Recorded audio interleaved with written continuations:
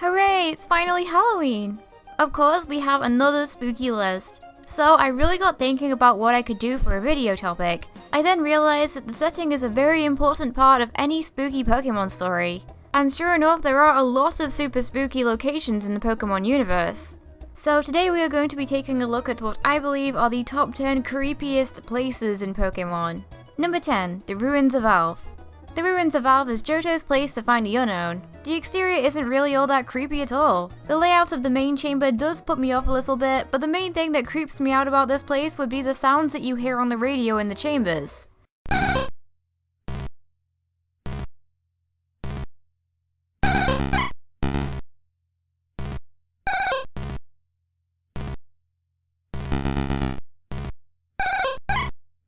Doesn't it sound creepy? Well, you can blame the creepypasta Lost Silver for that. Number 9. Mount Pyre. Mount Pyre is Hoenn's resting place for Pokemon. Don't get me wrong, just because a place is essentially a graveyard doesn't necessarily mean that it's scary by default. In fact, places like Sinnoh's Lost Tower and Universe Celestial Tower are much more peaceful than scary. Well, at least Diamond and Pearl's Lost Tower. Platinum's Lost Tower did get a little bit of a spooky makeover, but it wasn't enough to scare me. Well, anyway, I think that Mount Pyre's interior beats out the previously mentioned graveyards by quite a long way. The music inside is very dreary and sad. The interior is also full of creepy trainers like Hex Maniacs and Psychics. And it's full of ghost types. Number 8. The Scary House. As part of the main story in X and Y, you are forced to go inside the scary house and listen to some old guy's creepy story. In a nutshell, he speaks of how he came to find the house, and when he entered it, he found a man inside, who warned him away from a horde of faceless men standing behind him.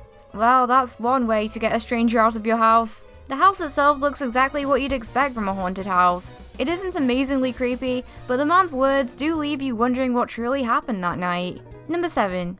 Kanto's Pokemon Mansion. This is an abandoned old house located on Cinnabar Island. No, it's not a haunted house, but I still always found it really creepy. The house itself is falling apart and is swarming with burglars, which is hardly a great start. You navigate the house by activating switches found in the Mewtwo statues dotted around the mansion. When the statue is activated, its eyes glow red. Hey, I was a wimp when I first played this game and it really creeped me out. Not to mention that scattered around the mansion are journals telling of Mewtwo's tragic birth. I always found the Pokemon Mansion to be very unsettling, but I'm sure I'm not the only one. Number 6. The Distortion World. The Distortion World, appearing only in Pokemon Platinum, is certainly very odd. It's the domain of Giratina, and well, that's it. There are no other wild Pokemon to be encountered here. The place itself is very eerie, seemingly being able to disobey the laws of physics. You're able to walk on land at all types of silly angles. In this respect, it can definitely be very confusing. It's theorized that Giratina created the Distortion World as a balance for the real world, hence why time does not flow here and the spatial dimensions are irregular. Number 5. Route 217. Route 217 is honestly one of my favorite routes in Sinnoh. The music is just lovely and the route itself doesn't really seem too scary at all.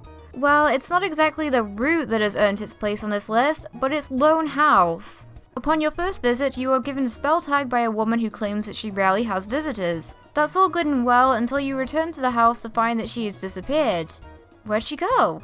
Well, the theory is that the woman is in fact a Yuki Onna, or Snow Woman, which is a yokai from Japanese folklore. The evidence being the nature of the item given to the player, the spell tag, an ace trainer nearby speaking of how there have been hauntings in the area, and the fact that the house is located on a route that's in a constant blizzard. Spooky. Number 4. Turnback Cave. Turnback Cave is the original domain of Giratina, first appearing in Diamond and Pearl. I find it far creepier than the Distortion World though. The music is sinister, there's fog everywhere so you can hardly see where you're going, and it's full of creepy Pokemon. The layout of the cave is very confusing, seeming to be random each time you enter the cave. Long story short, you have to pass through 3 pillar rooms in order to reach the final room, but there's no definite way of even doing this because the layout is so random, so it's really easy to get lost. In Giratina's room, there's an inscription that reads, "This is that where life sparkles, that where life has faded, a place where 2 worlds overlap," which is very likely referring to the Distortion World, especially as a portal there is added in Platinum. Overall, this place is very unsettling and is definitely a fitting place for Giratina.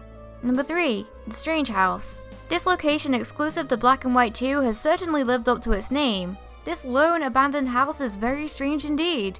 The furniture seems to move by itself when you move in between rooms. Look at the map description for this place too. A house known for a sad incident that is said to keep people away. Well, what could that sad incident be? Well, this house is actually haunted by the same ghost of Marvelous Bridge in black and white. She very likely passed away in that same house. I could go on for ages about this girl, but I'd just be repeating myself. If you want to know more about this girl's story, then you can hop along to my Universe Easter eggs video, where I go over it in a lot more detail. But to summarize, due to the events that have taken place, this house is very sad, while still remaining extremely creepy to those who don't know the full story.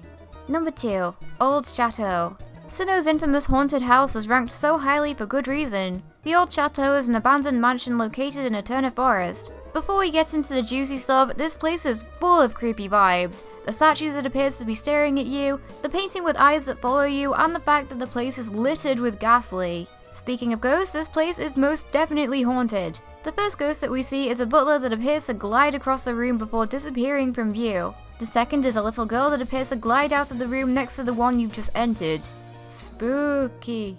And the number 1 creepiest place in Pokemon is Lavender Town. Come on, you can't tell me that you didn't see this one coming. It seems that the majority of Pokemon creepypastas seem to feature Lavender Town or the Pokemon Tower in one way or another. In fact, on my top 5 Pokemon creepypastas video, 4 out of 5 of them involved Lavender Town in some way. But don't get me wrong, it's really creepy. By the way, when I say Lavender Town, I really mean a combination of Lavender Town and the Pokemon Tower, because the two really do go hand in hand. The music is very sad and dreary, but we're not gonna go into that story again. The Pokemon Tower was the original Pokemon graveyard, being followed by Mount Pyre, Lost Tower, and Celestial Tower, but none of those really lived up to the creepiness of the original. Full of channelers and actual ghosts, it almost seemed a little out of place in comparison to the rest of the game. It's really easy to see why people are creeped out by this place, hence why we see it so often in Pokemon creepypastas. Out of all of the locations introduced so far in Pokemon, I find Lavender Town to be the creepiest of them all. And so that was my list of my top 10 creepiest places in Pokemon. If you guys can think of a place that's creepier, then why not share your thoughts in the comment section below? In any case, that's all for now from me, and I hope that you enjoy the rest of your Halloween. Bye!